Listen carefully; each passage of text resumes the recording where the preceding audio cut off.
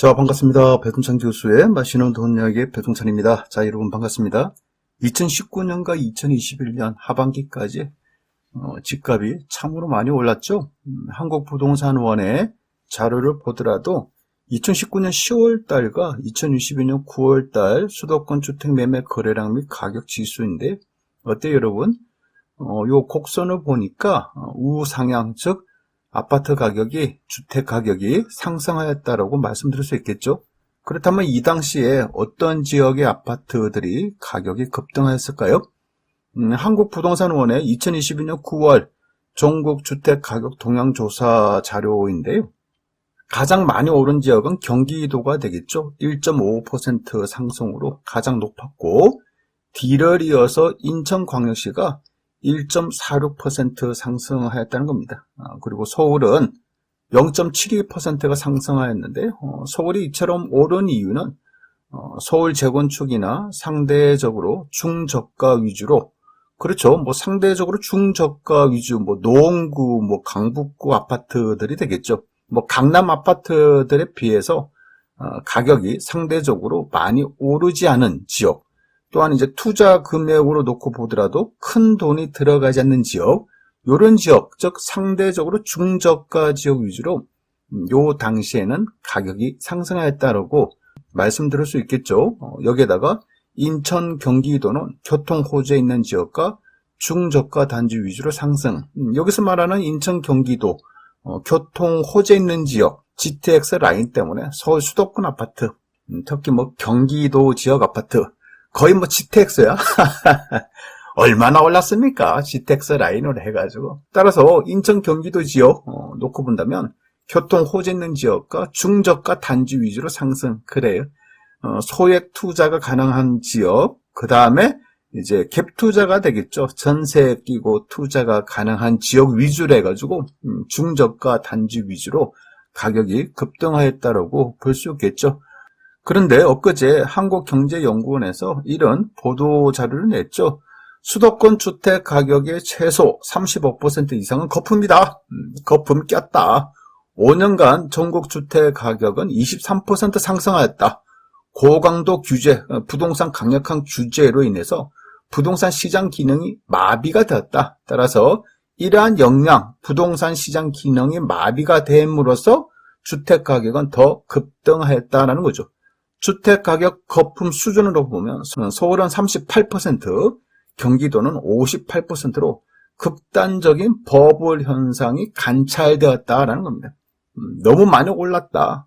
그러니까 뭐 반값 이상으로 올랐다라는 거죠.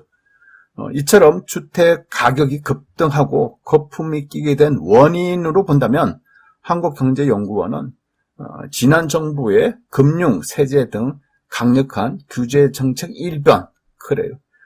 지금까지 집값 급등의 원인은, 지난 정부는 집값 급등의 원인, 사람들이 새 아파트를 원한다. 사람들이 이제 뭐 30년, 40년 된 구축 아파트보다는 이왕이면 새 아파트를 선호하지 않습니까? 따라서 새로운 아파트에 대한 주택 공급보다는 집값이 급등한 이유는 부동산 투기꾼들의 투기에 의해서 집값이 올랐다. 이렇게 이제 판단을 했다는 거죠. 따라서 다주택자들, 투기꾼들을 찾겠다는 이러한 부분에 대해서 포커스를 맞추어서 강력한 규제정책 일변도를 폈다는 겁니다. 그렇다면 이 당시 문재인 정부의 부동산 정책을 한번 살펴볼까요? 2017년 6.19 부동산 대책 LTV 70%에서 60%로 축소를 했다. 그리고 2017년 8.2 부동산 대책 강화죠. 양도소득세 강화, 조정 대상 지역 다주택자 10 내지 20%를 이제 중과세하고 분양권도 중과세하고, 그렇죠. 그리고 2018년 9.13 부동산 대책 종부세 최고세율 3.2%, 그리고 종부세 부담 상한도 300%로 인상. 2019년 1월 8일 부동산 대책 1주택자 양도세 비과세 요건을 강화.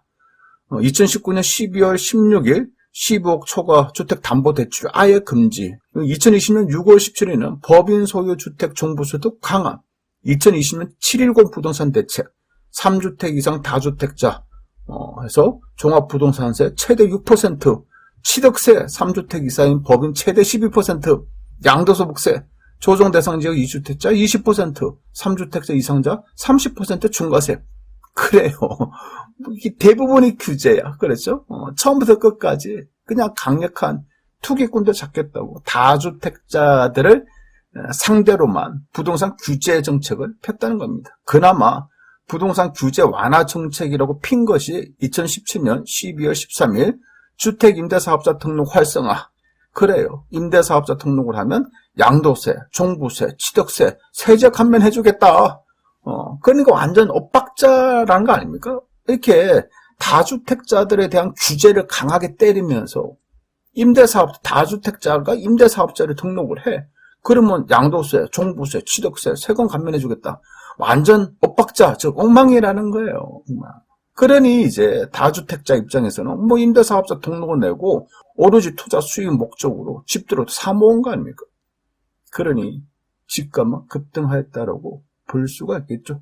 따라서 집값 급등에 따른 주택 공급 대책이 미비했다. 그러니까 사람들이 원하는 거는 주택 공급, 새 아파트 공급이 간절히 원했는데 이거보다는 그렇죠? 규제 일변도로 나간 결과 오히려 부동산 시장이 더 급등한 계기가 되었다라고 말씀드릴 수 있겠죠. 따라서 부동산 매매 시장에 똘똘한 집 한 채라는 새로운 패러다임 속에 내 집 마련은 무조건 해야 된다는 영끌 비투족도까지 늘어나게 됨으로써 부동산 시장이 완전 왜곡되었다는 거죠. 이에 전국별 주택가격 거품 비율을 살펴보면 그래요. 1위는 세종시로 해가지고 60% 거품이 꼈다는 겁니다. 행중수도 이전 요거로 얼마나 올랐습니까? 여기에 대한 여파가 주택가격 거품 1위 세종시 60%가 거품이다. 그 다음에 이제 경기도 그래요. 뭐 GTX 경기도 하면 뭐 GTX죠. GTX로 58%가 거품이다. 그 다음에 이제 광주광역시 39%. 광주광역시 같은 경우는 외지인들이 또 얼마나 많이 투자를 했어요. 그러니까 외지인들이 많이 투자한 지역, 광주광역시. 그러니까 주택가격 거품 비율이 39%가 되는 거고, 4위는 이제 서울로 38%가 되겠는데, 아마도 뭐 제 생각에는 인천광역시가 이 속에 포함이 안 된 것 같아요. 만약에 인천광역시가 있다면 거품 순위로 따지면 적어도 3, 4위는 차지하지 않았을까요? 그래. 나머지 지역을 본다면 부산, 대전, 대구 이런 순서로 이제 주택에 거품이 꼈다라고 말씀드릴 수 있을 것 같아요. 특이한 부분은 이제 울산광역시죠. 울산광역시는 주택가격 거품 비율에서 서울 수도권과 광역시까지 통틀어서 11%로 가장 거품이 적다고 나온 부분이 좀 특이하죠. 특히 충청남도, 충청북도, 전라북도, 저 멀리 있는 강원도 그래요. 또 저 밑에 있는 제주도에 비하여도 울산광역시는 거품 비율이 가장 낮다는 것이 특이하다라고 말씀드릴 수 있을 것 같아요. 그만큼 집값 상승 시기에도 울산광역시는 어떻게 보면 많이 오르지 않았다라고 말씀드릴 수 있겠죠. 자, 그렇다면 지금의 부동산 분위기는 어떠합니까? 과거처럼 상승 분위기인가요? 그렇지가 않죠. 맞아요. 지금 부동산의 분위기는 추워요. 추워. 이제 겨울로 진입되고 있다라고 말씀드릴 수 있겠죠. 가파르게 상승한 금리로 인한 국내외 거시경제 풍파. 그래요. 지금 주식 시장을 놓고 보면, 그렇죠. 다우 지수가 됐든, 나스닥 지수가 됐든, 우리나라 코스피, 코스닥 지수가 됐든, 거의 폭락하고 있지 않습니까? 이런 와중에 부동산 시장 또한 마찬가지라는 거죠. 매매 거래, 전세 거래가 빙하기로 접어들었고, 거래가 이루어지지 않으니까 부동산 가격 또한 재미가 없다. 집값 또한 급매물이 늘어나고 있다. 따라서 급매물이 증가됨으로써 집값이 하락하고 있다라고 말씀드릴 수가 있다는 겁니다. 특히 집값 하락의 순위는요, 어떻게 보면 집값 거품이 가장 높은 지역, 그렇죠? 세종시, 경기도, 인천, 광주, 서울, 대구, 부산 이런 식으로 이제 그렇지 않습니까? 이런 식으로 이제 집값이 떨어질 가능성이 많다라고 저는 생각을 한다는 겁니다. 역시나 지금 현재 시장에서도 집값 하락이 가장 심하게 떨어지는 지역 세종시가 되겠죠. 그 다음에 이제 경기도가 되겠고, 그 다음에 인천이 되겠고, 그 다음에 서울이 된다는 얘기예요. 따라서 하락할 경우에는 이런 지역이 더 많이 하락하고 있다라고 말씀드릴 수가 있다는 겁니다. 따라서 앞으로의 부동산 시장 또한 이처럼 즉 주택 가격 거품 비율이 높은 지역인 만큼 부동산 가격 하락률 또한 더 높을 것이다 라고 이렇게 예측할 수 있다는 거죠.